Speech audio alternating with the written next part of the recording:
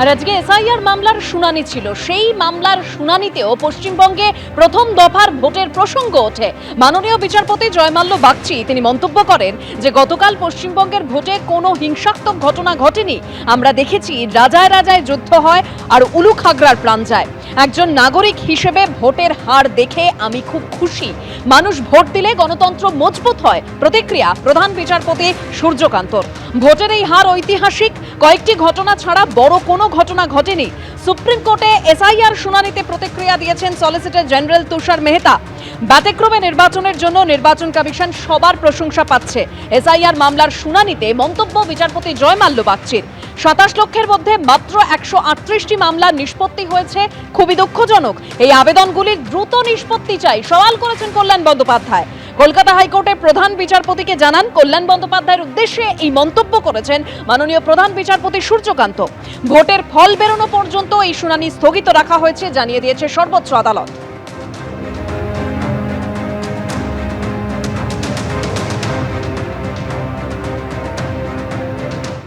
প্রায় 34 লক্ষ অ্যাপিল আছে, সে অ্যাপিলের মধ্যে মাত্র 139টা ডিসপোজাল হয়েছে। সে 139টার মধ্যে 136টা ফেভারে গেছে মানুষের, তাদের নাম ইনক্লুড হয়েছে। কিন্তু এইরকম স্লো রেট অফ ডিসপোজাল হলে উদ্দেশ্যটা তো যেটা ছিল, সুপ্রিম কোর্টের যে উদ্দেশ্য ছিল সেই উদ্দেশ্যটা তো। আজ পানিহাটিতে জনসভা করেন প্রধানমন্ত্রী নরেন্দ্র মোদী। আর সেখানে চিত্রশিল্পী সুব্রত গঙ্গোপাধ্যায়ের আঁকা ছবি শক্তি চট্টোপাধ্যায়ের প্রতিকৃতি প্রধানমন্ত্রীর হাতে তুলে দিলেন শ্রমিক ভট্টাচার্য। আঁকা ভারত বিখ্যাত কবি শক্তি চট্টোপাধ্যায় প্রতিকৃতি বিশ্বব্যাপী লোকপ্রিয় জননেতা সম্মানীয় প্রধানমন্ত্রীজির হাতে তুলে দিয়ে তিনি বরণ করে নেবেন। মোদি মোদি মোদি মোদি। বাইকে নিয়ন্ত্রণ কমিশনের হাইকোর্টে এই সংক্রান্ত মামলার ইতিমধ্যে শুনানি শেষ হয়েছে, যেখানে কমিশনের আইনজীবী সওয়াল করেছেন যে বাইকে নিয়ন্ত্রণ কেন। অনবরত অভিযোগ আসছে বাইক চড়ে সে হুমকি দেওয়া হচ্ছে। আজকের এই যে শুনানি ছিল সেই শুনানিতে ঠিক কি হলো সওয়াল জবাব আমরা জানবো আমাদের প্রতিনিধি সৌভিক মজুমদারের কাছ থেকে।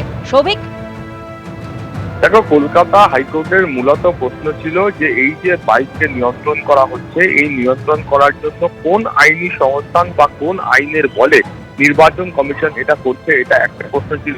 দ্বিতীয় প্রশ্ন ছিল যে শুধু বাইককে কেন নিয়ন্ত্রণ করা হচ্ছে, অন্যান্য গাড়িগুলিকে কেন নিয়ন্ত্রণ করা হচ্ছে না। এই প্রশ্নটাও আজকে কলকাতা হাইকোর্টের তরফে নির্বাচন কমিশনের উদ্দেশ্যে রাখা হয়। এখন নির্বাচন কমিশনের যুক্তি হলো যে বাইকের মাধ্যমে যে টাকা স্কিম পয়েন্টগুলো রয়েছে সেগুলোকে এড়িয়ে যাওয়া অনেকটা সহজ হয়।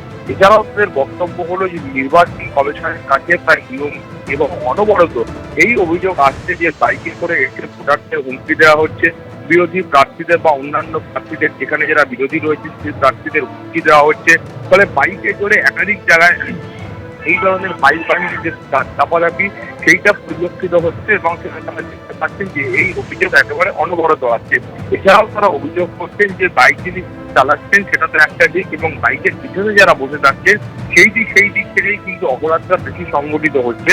ফলে সব মিলিয়ে তারা মনে করছেন যে বাইকে করে অপরাধ করে পালিয়ে যাওয়াটা অনেকখানি সহজ, এবং সেই কারণেই তারা কিন্তু বাইকের উপর নিয়ন্ত্রণ আনতে চাইছেন।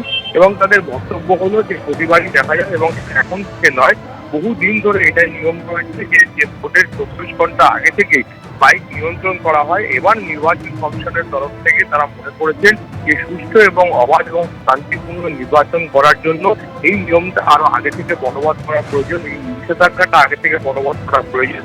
সেই কারণেই তারা কিন্তু এই নিষেধাজ্ঞা তারা ইতিমধ্যে জারি করেছেন। ফলে সব মিলিয়ে কলকাতা হাইকোর্টে যে সওয়াল জবাব ছিল সেটা ইতিমধ্যে শেষ হয়েছে, রায়টা স্থগিত রাখা হয়েছে। যে কোনো মুহূর্তে কলকাতা হাইকোর্টের যে ওয়েবসাইট রয়েছে সেখানে এই মামলা চূড়ান্ত যে নির্দেশ রয়েছে সেটা আপলোড করবেন বিচারপতি কৃষ্ণা রাও। দেবস্মিতা, ধন্যবাদ সৌভিক। এবিপি আনন্দ এগিয়ে থাকে, এগিয়ে রাখে।